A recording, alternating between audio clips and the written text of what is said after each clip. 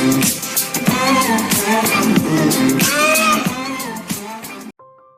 selamat datang di channel YouTube aku. Kali ini aku bakalan membahas mengenai seminar pendidikan profesi guru.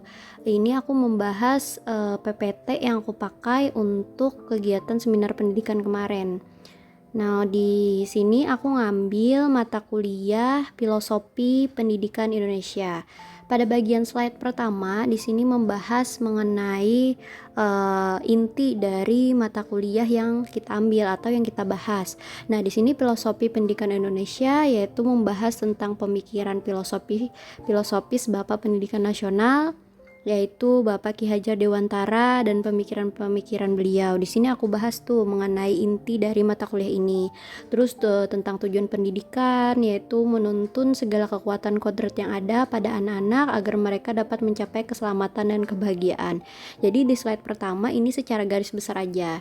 Lanjut, nanti di slide kedua kan beberapa mata kuliah dalam mata kuliah itu biasanya terdiri dari beberapa topik.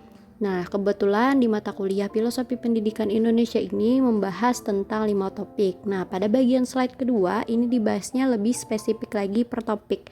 Jadi kujelaskan dari topik pertama, topik kedua itu membahas tentang materi apa, topik ketiga tentang apa, topik keempat sampai topik terakhir.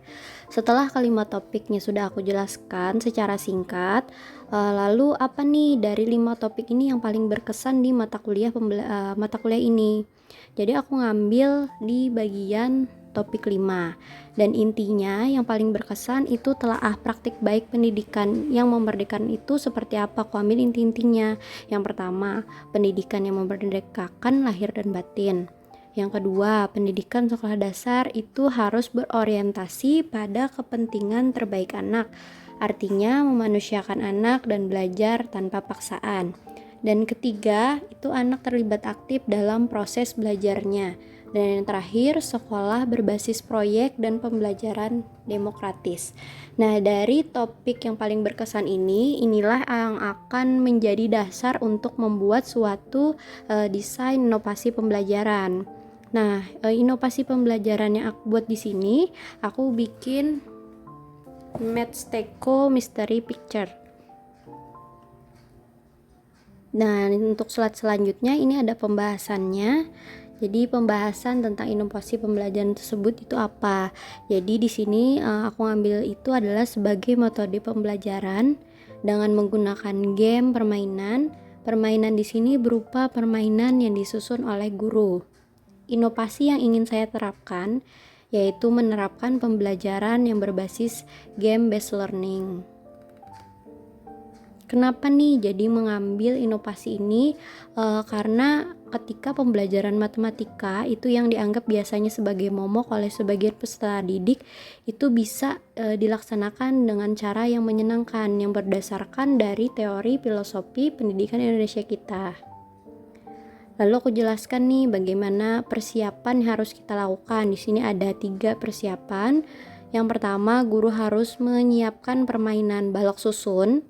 Yang kedua, guru juga menyiapkan kartu soal matematika dengan tingkat kesulitan yang berbeda. Tujuannya agar peserta didik dapat mengerjakan sesuai dengan kemampuan dan kecepatannya masing-masing.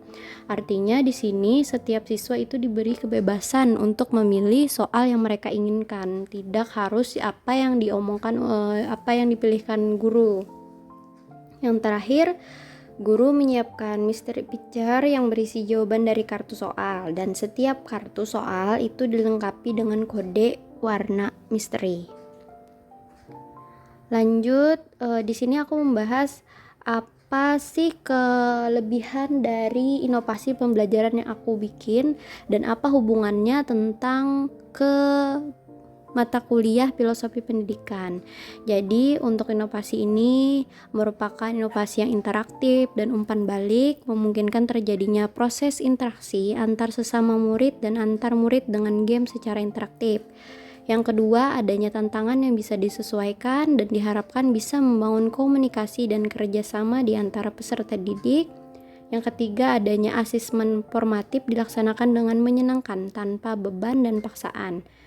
Yang keempat, teknik ini bisa membuat peserta didik merasa nyaman dan asik sebab terdapat komponen permainan. Terus apa hubungannya sama dengan Ki Hajar Dewantara? Itu sesuai dengan filosofi beliau bahwa pembelajaran dalam kelas itu harus memperhatikan kodrat anak yang suka bermain. Lalu langkah-langkahnya apa saja? Di sini sudah aku paparkan. Itu ada 6 fase. Fase 1, guru menyampaikan tujuan, apa yang ingin dicapai dalam pembelajaran. Terus fase 2-nya memberikan materi pengantar sebelum kegiatan. Fase 3 ini menjelaskan aturan permainannya bagaimana. Yang keempat, mereka bermain game. Kelima, merangkum pengetahuan. Dan keenam, melakukan refleksi. Nah, ini gambaran inovasi yang dibikin. Ini ada permainan balok susunnya. Ini ada mystery picture yang berisi jawaban dari kartu soal. Dan di sini di bagian sini mereka akan menuliskan jawaban mereka di bagian sini nih. Yang ini soalnya, nanti jawabannya di sini.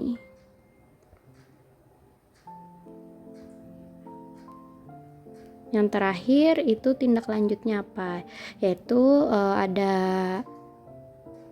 6 poin untuk tindak lanjutnya: menentukan kelas yang akan diampu nanti, terus menentukan topik dan materi untuk kegiatan pembelajaran, melakukan peminatan peserta didik, membuat modul ajar dan perangkat pembelajarannya, melaksanakan desain model game based learning, dan refleksi pembelajaran. Dan selesai.